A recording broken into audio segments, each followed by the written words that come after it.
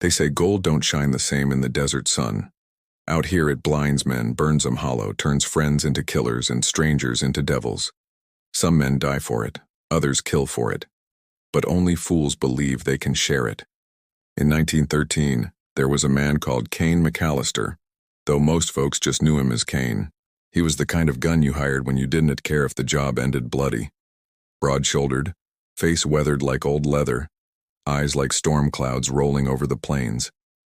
Cain had ridden hard for 3 days, chasing whispers of a Mexican bandit named Diego El Gavilán Ortega, the Hawk. Diego had stolen a shipment of Confederate gold bound for Texas banks, worth more than any man had a right to hold. Cain wasn't after justice. He wasn't after law. He was after the kind of payday that lets a man disappear from the world. By the time Cain reached the Sierra Desert, the heat was already blistering the skin off his neck. He rode into a crumbling village where vultures circled low, and the air reeked of smoke and gunpowder. The cantina door creaked open, and there he was, Diego Ortega. The Hawk was everything the stories promised. Sharp nose, mustache twisted to a point, eyes always moving as if measuring every man for a coffin. He smiled when Cain stepped in, but it wasn't a smile you trusted. "You are far from home, gringo," Diego said, his accent thick but his English sharp. "Why have you come?" Cain's boots thudded across the dusty floor. He stopped at Diego's table, leaned in close, and spoke low. "I hear you got yourself a problem, Hawk. A problem made of gold too heavy for one man to carry."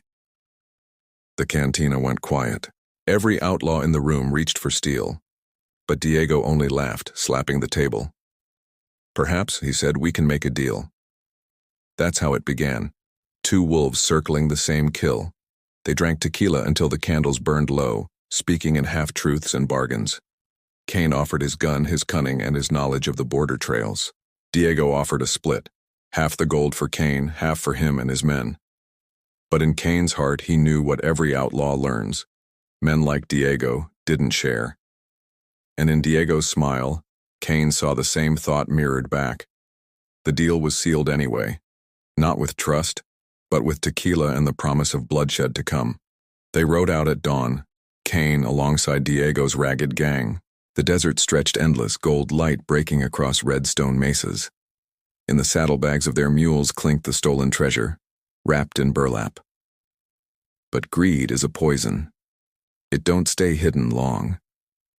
Cain caught whispers from the men behind him, plans to slit his throat once they crossed the border.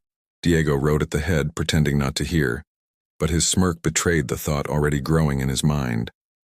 That night, as the fire cracked, Cain sat with his revolver across his knees. Diego leaned close, his face flickering orange in the flames. "You know, amigo," Diego said, "a man with your skill could take the gold and leave me in the sand." Cain's jaw tightened. "I could say the same." The 2 men stared across the fire. Neither blinked. Neither drew. The desert wind howled through the mesquite, carrying the stink of death. By the 3rd day, betrayal struck. Cain woke to gunfire, Diego's men firing into the dark.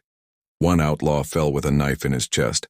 Another screamed as Cain shot him through the gut. When the smoke cleared, only Cain, Diego, and 2 riders still breathed. The gold remained, but the trust was gone. They pressed on, the 4 of them, until they reached a canyon of red stone walls. Perfect ground for an ambush, and that's when the trap closed. Riders appeared on the cliffs above. Texan raiders, come to claim the same gold. Bullets rained like hail. Horses screamed, dust exploded. Cain dove behind a boulder, revolver spitting flame. One raider tumbled from his horse, another clutched his throat and fell. Diego shouted orders in Spanish, his eyes wild with fire. In the chaos, Cain saw it, the Hawk dragging a sack of gold, slipping toward the canyon's edge. Betrayal, just as he expected. Cain roared, charged through bullets, and tackled Diego to the ground. The 2 men rolled in the dirt, fists flying, gold spilling like river water. "You think I would share with you?" Diego snarled, knife flashing. Cain caught his wrist, slammed his head into the dirt, and pressed his revolver to Diego's jaw. But before he could pull the trigger, another shot cracked. The last of Diego's riders had aimed at Cain. The bullet tore through Cain's shoulder, spinning him sideways. Diego scrambled up, knife raised high, only for Cain to fire blind. The bullet caught Diego in the chest. The hawk staggered, eyes wide, and fell into the canyon, his scream echoing as long as breath remained. The gold spilled with him, tumbling into shadows too deep to follow. Cain staggered to his feet, bleeding, the world tilting. The raiders above had fled, unwilling to chase death into that canyon. The last outlaw lay face down in the sand. Only Cain remained, broken, bloodied, staring into the abyss where fortune had vanished. Some say he laughed then, a low, ragged laugh that carried across the canyon. Not joy, not madness, just the bitter truth that men don't share gold. They bleed for it. They die for it, but they never hold it long. Cain climbed onto his horse, one hand pressed to his wound, the other gripping reins slick with sweat. He rode into the horizon with nothing but scars and whispers at his back. And to this day they still speak of it. The deal between Cain McCallister and El Gavilán Ortega, the hawk. A deal sealed in blood. A deal that proved one thing clear. In the Old West, gold is never won, only borrowed until betrayal comes calling.